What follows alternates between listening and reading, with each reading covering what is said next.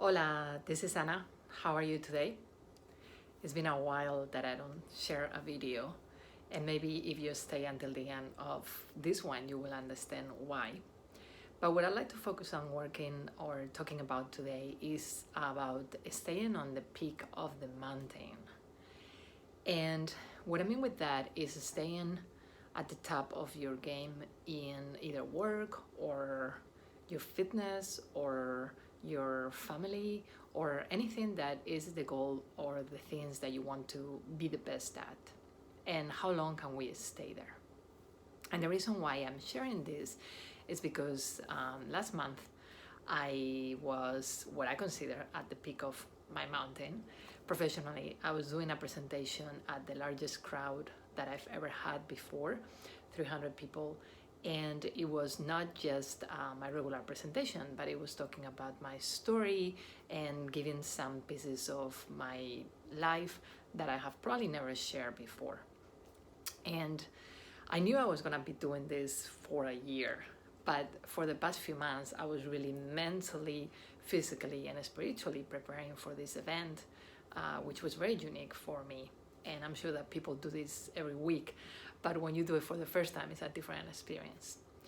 So after the day and the excitement and everything went well, and that was the peak of the mountain, I came to a place where it was very flat. And it reminded me of the times when I used to perform. And after a performance, usually actors get to a little bit of a low or a flat period of time after that. And it made me think because it was a little bit dramatic low for me that I haven't experienced in quite some time. And I was wondering the reasons why that happened. And one of the reasons might be that that was a big goal once accomplished. I didn't really have anything as big to look forward to. So it was this non-goal oriented state of mind that sometimes can make you feel flat and make you feel a little bit deflated. It could have been also that I didn't celebrate it as much as I probably should. I don't know if that's an issue that you have, but sometimes that can happen where we accomplish something and then we just go to the next, but we don't really give ourselves credit for the things that we actually accomplish. And I kept thinking about this because it's been a month and I'm out of it now, but while I was in that little bit of a low, I realized that what I was lacking, and after talking to a couple of dear friends of mine and came to that conclusion, the word compassion just came very clear for the last couple of days. Compassion for myself, compassion for the reality that the body sometimes just need to decompress. And when we are going through the adrenaline and the higher processes of putting ourselves into a very big goal, just normally you're also going to have a time where you're going to be decompressing and you're going to be more in an inward mode and a more relaxed stage after that.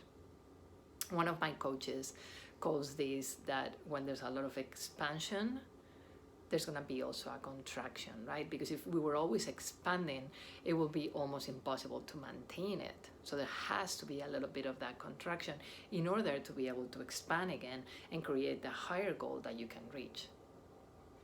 So coming back to being on the peak of the mountain, and this is the question that I would like to ask you, or what I would like to have you thinking, or at least having the curiosity about if this interests you and it helps you, is what is your peak of the mountain? Can we stay there? And for me, the answer is no. And that's why nobody lives on the peak of the mountains, right? We just go there and then we come down.